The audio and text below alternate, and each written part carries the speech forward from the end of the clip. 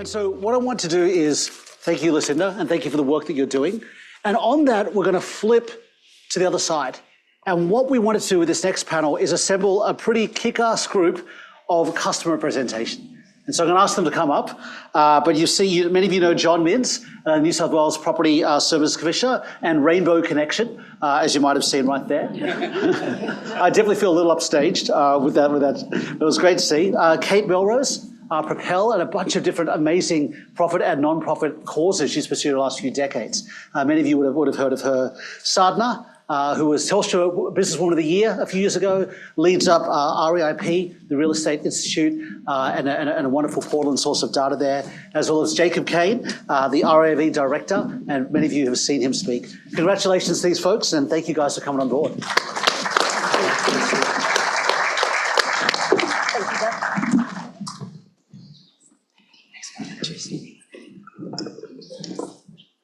Right, well, thank you.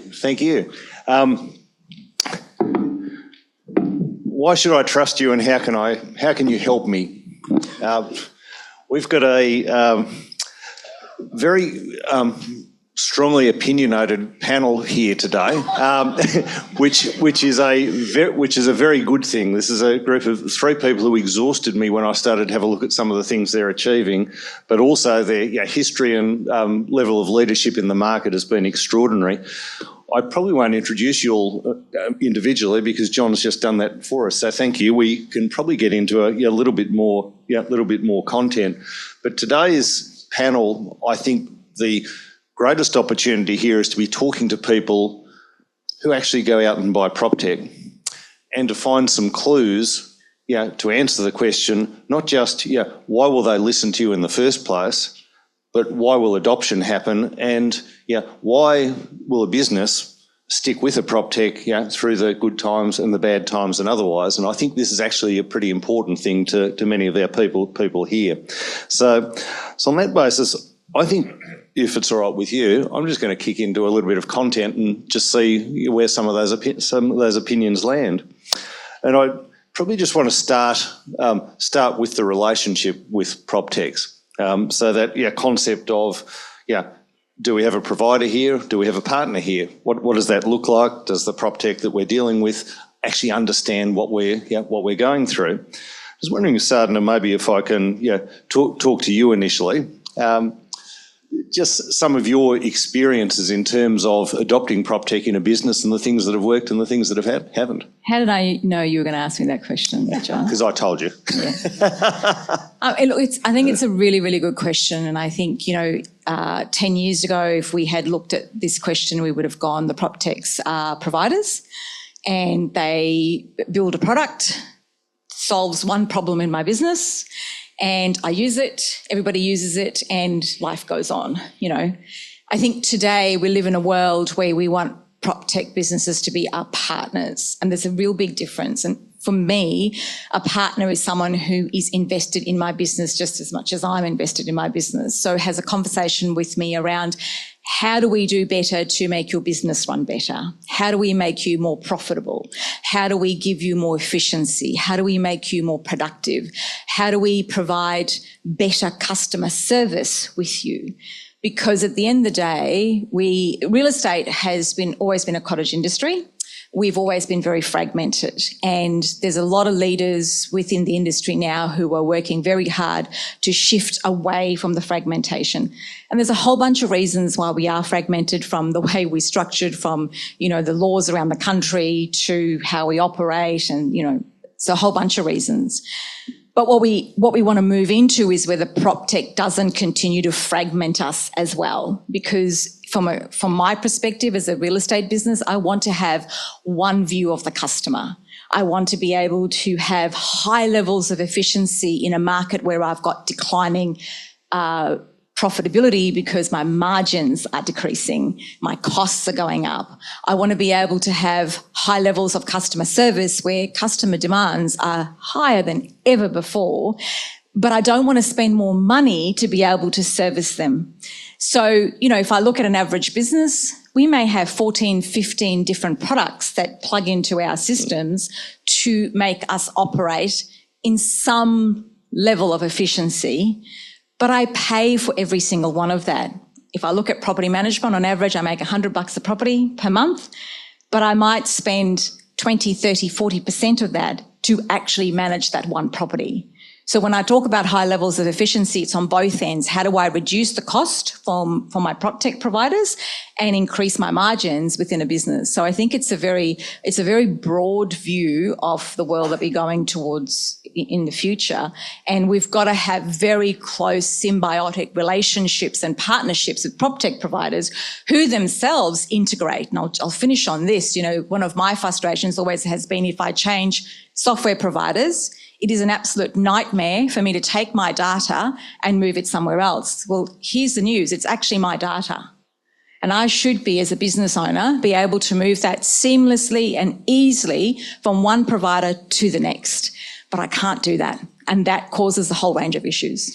Yeah, and we might come back to data a little bit later on. I think Mark and Sarah were talking earlier on about Agora and the ability to provide more of that single view, which I think in my days in real estate was a wonderful ambition, but we never quite got there. Jacob, what are you saying in that space? I wouldn't mind following Sadhana up with a question on the tension there. I'll just jump into your role for a sec. But the sort of tension between partner provider, because I would say overwhelmingly the landscape is occupied by providers rather than partners, and it seems hard. Obviously, as you said, and as Sarah and Mark were referring to earlier on, the concept of the marketplace, that sort of single or unified tech stack is the ambition that we're all after. But how realistic do you think, and you've got a lot of experience in this space, that it is that we can transition more into a partner model? Because, as you say, I know a lot of businesses want that. They want more collaboration, consultation from their tech providers. But do you think that that's realistic that we can get to that kind of space where we can have those relationships more? And I ask, both of you guys.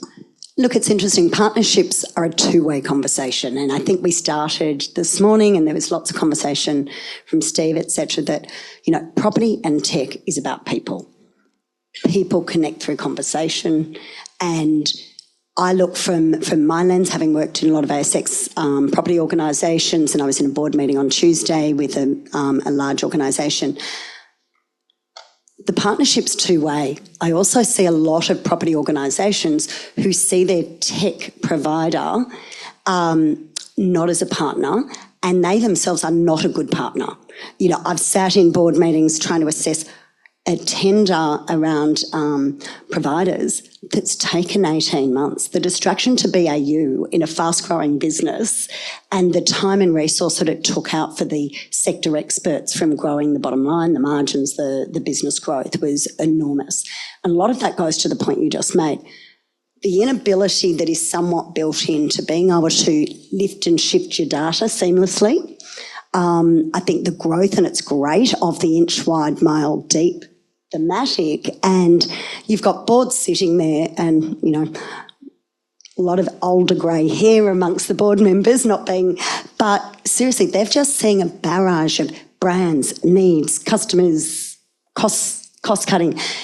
It's overwhelming, but the big factor, and to MRA's credit, it's the connectivity of those platforms, and we're just constantly seeing people not make decisions and not commit the capital fundamentally because of the confusion. Now, I just bring it back to the partnership.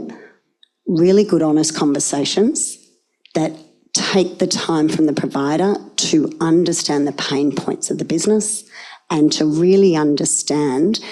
And often it's talking outside the tech team. Go to the CEO. Ask him, what are the two things that you want that are frustrating you on your business that is impeding growth?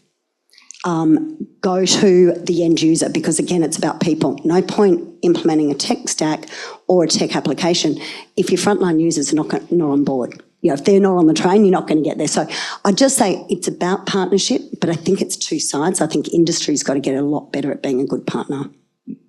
So actually interesting. I think I've been one of those grey-haired, white men around Apologies tables for the making reference. decisions. I'm very grey-haired too. I just colour.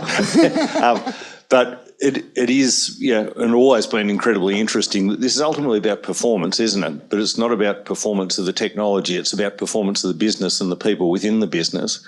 And for most businesses, if we can't get the people in the business to adopt the technology or use it positively, then it tends to fail. So, as a takeaway, I think, the partnership is around driving adoption, but it's driving adoption through performance that makes a difference, not telling the board how they need to change the business to fit the technology. Would that be fair? Yeah, and I think we had a question earlier from somebody in the audience saying, how when I'm trying to propose a transformative partnership tech solution and my board are not understanding it, it's like everything. It's about understanding the implications on the ROI, the implications for the business, the transformative implication, but I think we also have a little bit of tech fatigue amongst boards at the moment, I know amongst operations, and again, it's about conversations. You only cut through if you can understand their needs and then present it in a manner that resonates. And Jacob, you actually have to answer a question at some stage, so I'm going to come back to you now. But you've obviously operated at a pretty high level around the industry, and you've seen a lot of these high level decisions. When you're sitting there making decisions, what are the swaying factors when you're considering perhaps a complete platform replacement or adopting a new bit of tech? What are the key issues that you would look at and you would be expecting to be delivered? Yeah, well, obviously that they're capable of solving the problem that you're trying to solve.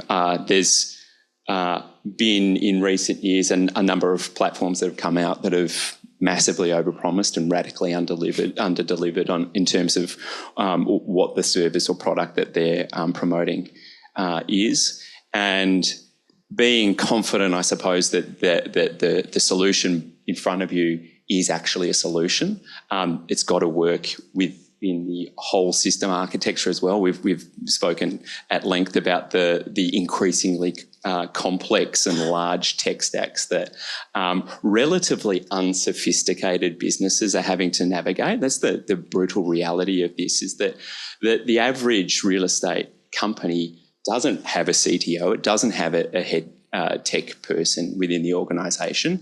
The managing director, the OIEC, whatever the lead salesperson in some instances is that person within that organisation. So they're not particularly sophisticated, and that makes navigating the complexities of technology all the more precarious and challenging. So certainly cost and how that solution sits within the broader raft of the tech stack options that are already integrated into the business is critical.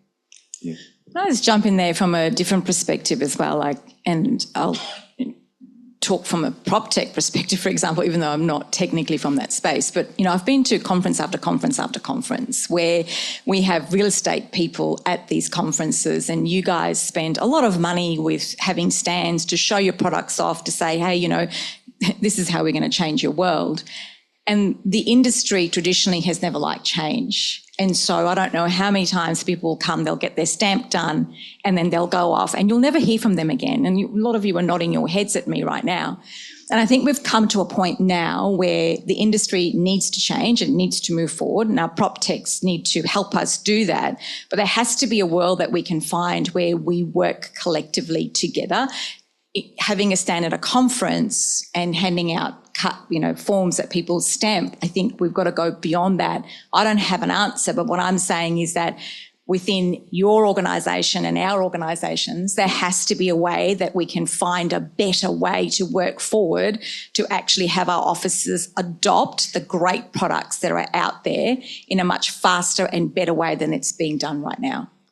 So, such a good point. And I think to the earlier point that was made, I think 95% in the residential real estate space of businesses would be genuinely regarded as small businesses. And that means the principals working in the business, their most important objective is the next listing, the next sale, the next transaction, or building their rent roll. It's not actually acquisition of technology. But the reverse side of that, of course, is great technology salespeople can tend to blow us away with this level of sophistication. I can see the solution. It's all my problems are solved. I just need to do what you've just sold me. But it's the extension of that. If that fails in 3 months' time, it's not a win for anybody. So it's that ongoing and longer term partnership. But I guess this is an interesting one, and this is one just for the panel generally. I think the real estate sectors, and all parts of the real estate sector do need to change. Roles need to change, in the sector to adopt technology. But again, those roles need to change to produce performance, not because of the technology. But I am interested, whether it's through AI or through any other number of things, what the panel is seeing in terms of the way roles are changing as a result of technology and how that could possibly help some of our audience today. So maybe, Kate, did you want to kick that one off? Look, I think change is the operable word at the moment. We've got macro factors, we've got Trump universe coming through. Unpredictable change is a way of the future at the minute. What I would say is I don't think tech and AI is going to replace people. You need people to interpret that data. What it should do, and the conversations that are happening at the moment, is it's about enabling your people to be spending less time on the doing, more time on the interpretation. I think when we talk about change and implications on people, we've got the whole property sector is changing massively. I was at the Living Summit yesterday. We're talking about, to Lucinda's conversation, we're owning, we're renting, we've got finance solutions coming in. The whole property structure and ecosystem is in massive transformation. I've spent the last 10 years in land lease, where we've got titling differences, where all of a sudden I own my home, I don't own the land that it sits on. So we're in a real estate ecosystem that is servicing a client that is looking at more options than they've ever looked at. Resources are becoming very specialised, and look at the marketing space, marketing resources are becoming very, very specialised. But at the end of the day, the consumer will still drive where businesses allocate their capital, and whether that's into resources, where those resources are going to sit in the organisation. My reference to Trump is his first big move is to appoint Elon Musk to go and take the knife to the entire government organisation. Like, our unemployment wouldn't be at 4.1% if we didn't have the massive shift of government to the care economy. So I think, yes, it's going to drive a lot of change in roles, but there's still going to be a need for people, because it's about a conversation at the end of the day, and people have got to interpolate the data and the implications of it. All right, you wanted some controversy.